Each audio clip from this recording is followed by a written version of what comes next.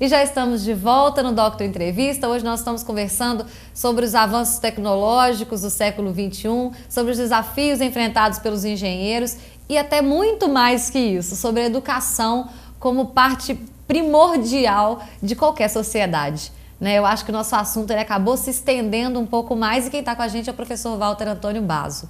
A gente estava conversando nos 2 blocos anteriores sobre as questões, esses desafios dos profissionais, e agora eu já vou abranger um pouco mais dos desafios que os profissionais enfrentam, com e sem a tecnologia, a falta, às vezes, da inovação, as inovações que aparecem também, que prejudicam, às vezes, trazem grandes benefícios. Mas agora a gente vai tratar um pouquinho sobre algumas publicações que o senhor já teve, já tem, além de palestrante, com participação em seminários internacionais, nacionais e internacionais. O senhor também tem artigos publicados e livros publicados e esses livros também ajudam naquilo que a gente estava falando antes, que é nessa educação, e não só a educação técnica, mas a educação como um todo, como uma melhoria da sociedade, não é isso? Veja, para resgatar tudo isso, nós já estamos passando inclusive do tempo muitas vezes, Quando se falou em inovação, a palavra inovação pegou uma conotação hoje em dia, é o seguinte, não existe, por exemplo, qualquer questão que você queira colocar hoje como um projeto que seja bem-vindo, que não tenha lá inovação tecnológica. O que é inovação?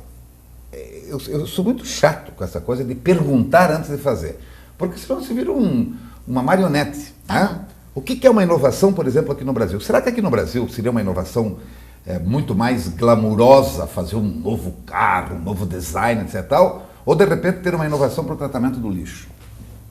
Entende? Então, essa questão da definição da inovação, ou o que seja uma inovação social ou uma inovação tecnológica, é que a gente tem que começar a raciocinar em cima disso. Senão a gente vira quase que cavalo do padeiro, Aquela, vai sempre onde sozinho, já não sabe mais o que vai fazer, Ou seja, já está treinado para isso.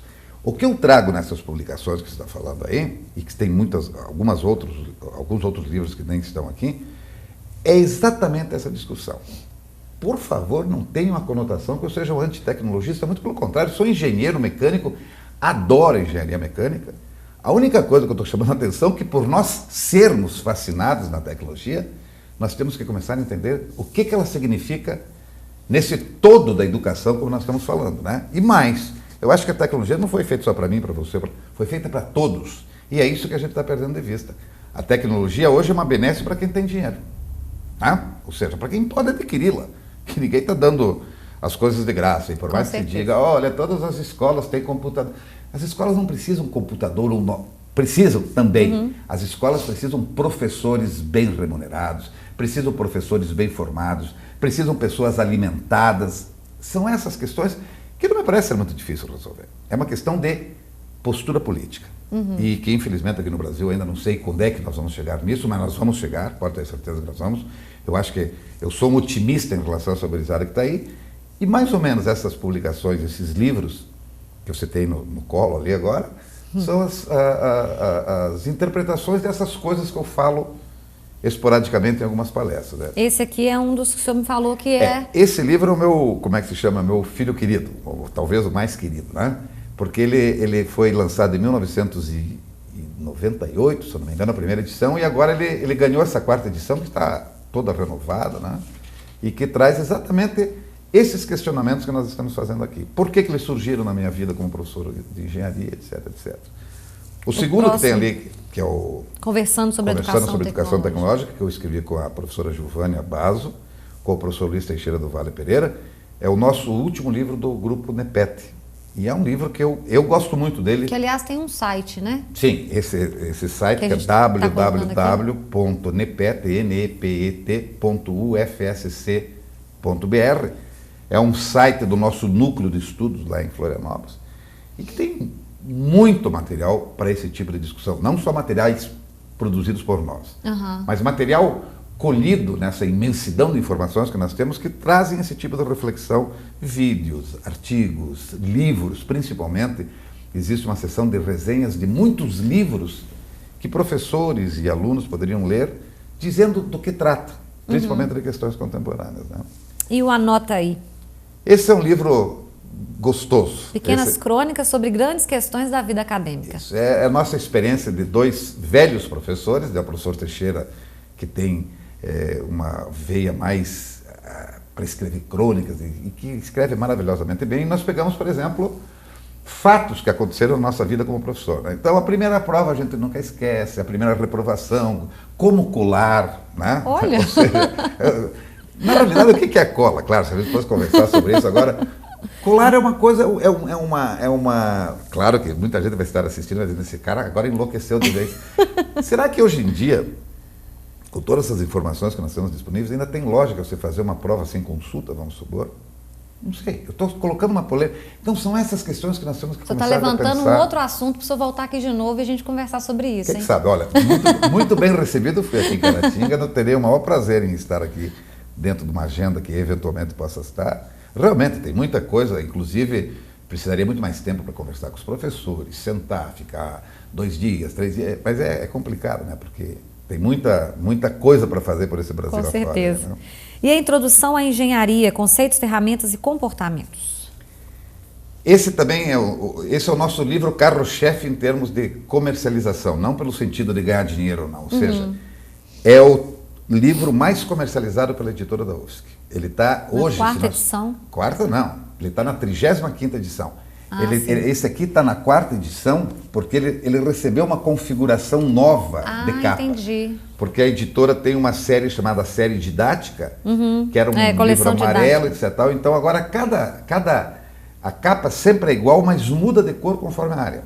Então nós ganhamos, esse aqui foi o que iniciou a série porque completou 25 anos da primeira edição, foram produzidas mais do que 30 edições seguramente, mais do que 60 mil. Esse livro é Esse aqui é a 3ª edição daquele anterior, que é quase a mesma coisa, mas esse esgotou também. Então, são alguns desses. Além desses, tem educação tecnológica e o contexto da engenharia, tem a formação do engenheiro, tem introduções aos estudos CTS, que eu não trouxe agora. Porque... São muitos livros já, então, publicados. Da minha autoria, e todos por esse grupo de pesquisa? Na realidade, o grupo de pesquisa trabalha as questões similares. Agora, obviamente, parte da personalidade de cada um, escrever sozinho, escrever em conjunto, então, mas todos eles são produzidos em função das discussões do grupo, né? Dos objetivos do grupo, que é trabalhar a educação tecnológica de forma mais humana.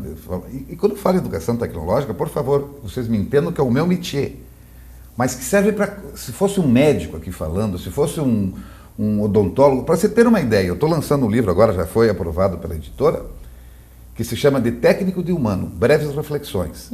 São crônicas que eu escrevi por uma revista de odontologia, uma revista chamada Clínica, que o professor, que é editor da revista, Luiz Narciso Baratieri, me convidou, eu escrevi durante 4 anos, e as crônicas, eu gostei e reuni, fiz um enfoque direcionado, e esse livro agora está saindo em janeiro, que é outro... Eles falam que o jornalista sabe de tudo e não sabe de nada. Mas o senhor também, até para odontologia, está escrevendo. Não que isso queira dizer que eu não sei de tudo e não sei de nada também, mas realmente eu só quis reforçar, Paula, que independe da área mesmo que nós estamos trabalhando. E a receptividade foi impressionante. Mas que legal, não sei o quê. Escrevendo para odontólogos, o que é um odontólogo? Vai lá e trabalha com a tua boca, né? Mas é a questão que a gente estava conversando. Você não pode só se especializar demais, ser técnico demais e não saber o que está envolvendo aquela situação. Sem dúvida. Porque não adianta, no caso da odontologia, não adianta a pessoa, o dentista, tratar aquele dente com problema se o problema daquela pessoa é muito maior e outros dentes com problema virão. Eu acho que a similaridade que você fez com esse problema que nós estamos discutindo é perfeita, né?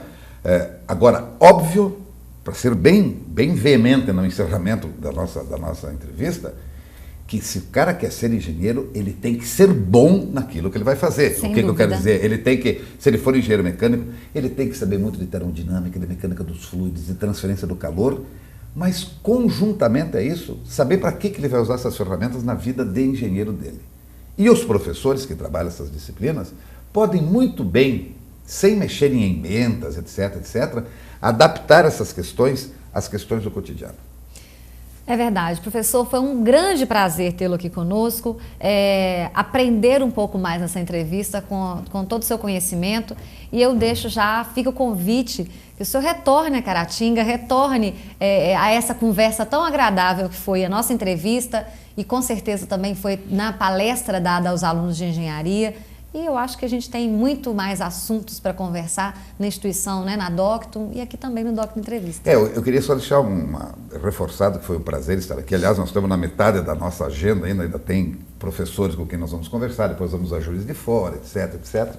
Mas eu quero dizer que esses livros que eu estou apresentando aqui, a Docton, inclusive, adquiriu alguns para deixar disponível para os alunos e professores nas bibliotecas, né? E aquilo que eu digo, livro não é para pôr embaixo do braço, é para ler. Com certeza. Senão gastar nem ficar papel. na mesinha de cabeceira, né? Se for ler toda noite, para cabecear. Verdade. Mas é um prazer tê-lo aqui com a gente. Tudo. E a gente aguarda um retorno. Tudo bem. Tá certo? Vamos ver como é que podem as coisas andarem daqui para frente. Tá certo. Muito obrigado. Até a próxima. E vocês de casa, muito obrigada pela companhia de vocês aqui conosco. Eu convido a vocês continuarem assistindo a Docton TV e até um próximo encontro. Até mais.